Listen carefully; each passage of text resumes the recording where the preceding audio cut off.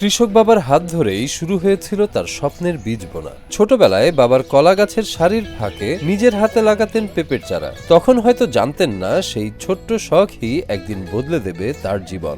আজ সেই পেঁপে চাষকে ঘিরেই গড়ে তুলেছেন সফল এক কৃষি উদ্যোগ।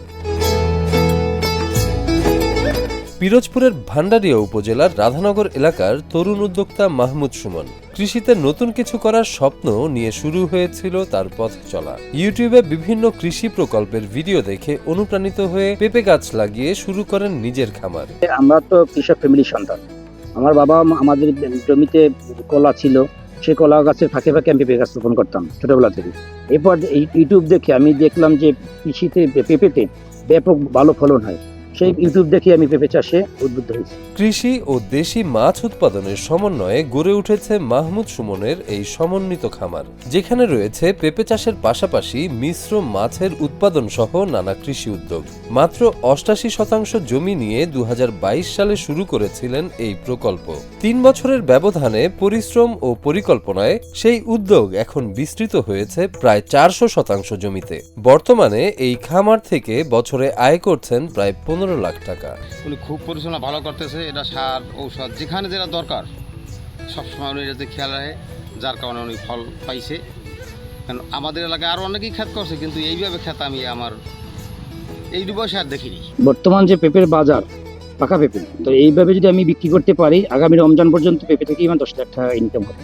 তার খামারে এখন রুই, কাতলা, পাঙ্গাস সহ বিভিন্ন প্রজাতির দেশি মাছ চাষ করা হচ্ছে। কৃষি ও মৎস্য উৎপাদনের সমন্বয়ে বাড়ছে খামারের উৎপাদন ও লাভের পরিমাণ। পাশাপাশি রয়েছে আম, বাতাবি লেবু সহ নানা জাতের দেশীয় ফলের গাছ। পেঁপের কাছাকাছি সাথে আমি করলা করছি, ছিল বরবটি ছিল, লাউ আছে এখন, তারপর লেবু আছে, এবং আমার সামনের অফিসের কাছাকাছি কিছু জায়গায় আম গাছ লাগাইছি, অন্য আছে, ফল আছে। আমি পাঙ্গাস, তেলাপুইয়া, ট্যাংরা, দেশি ট্যাংরা, নোনা ট্যাংরা, গুলশা ট্যাংরা, গলদা চিংড়ি, এই সামনে পুষ্করিতে আমি মনে করেন আইর, কোরাল, এরপর পাঙ্গাস মিশ্র চাষ করি। শুধু নিজের সফলতার পাশাপাশি তার এই খামারে নিয়মিত কাজ করছেন কয়েকজন শ্রমিক। এর মাধ্যমে স্থানীয় পর্যায়ে যেমন কর্মসংস্থানের সৃষ্টি হয়েছে, তেমনি অনেকের জীবিকার পথও তৈরি হয়েছে। আমি ৫ জন কাজ করতেছি, রেগুলারই ৫ জন কাজ করি। আর আমাকে এই নিয়ে আমার সংসার চলে। আমরা ওই যেখানে যে কাজ করতেছি, রেগুলার কাজ করতেছি, দূরে যাওয়া লাগে না। বা সুমন ভাই মনে ভালো যে এখানে একটা কর্মস্থান করছে।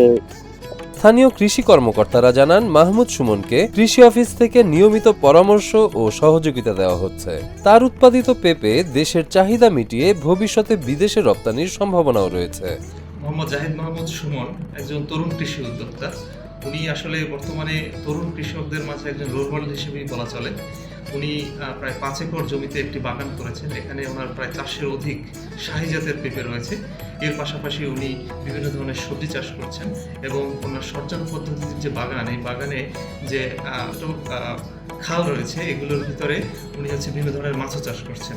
এর পাশাপাশি এখানে বিভিন্ন জাতের, বিশেষ করে ব্রুনাই কিং, আম্রপালি, কাটিমন, এই ধরনের বিভিন্ন জাতের আম রয়েছে। কৃষি বিভাগ শুরু থেকেই ওনার এই কার্যক্রমের সাথে আছে। আমরা ওনার মাটি তৈরি থেকে শুরু করে বর্তমান ফল আসা পর্যন্ত প্রত্যেকটা মুহূর্তে আমরা ওনাকে সহযোগিতা করে যাচ্ছি এবং সামনেও ওনার সকল প্রকার কার্যক্রমে কৃষি বিভাগ থাকবে। বিশেষ করে আমরা ওনাকে গুড এগ্রিকালচারাল প্র্যাকটিস বা গ্যাপ প্রশিক্ষণ দেব ওনাকে, এবং এর মাধ্যমে আমরা আশা করি ভান্ডারিয়ায় ওনার বাগান থেকে উৎপাদিত পেঁপে এটা আমরা বিদেশে রপ্তানি করতে সক্ষম।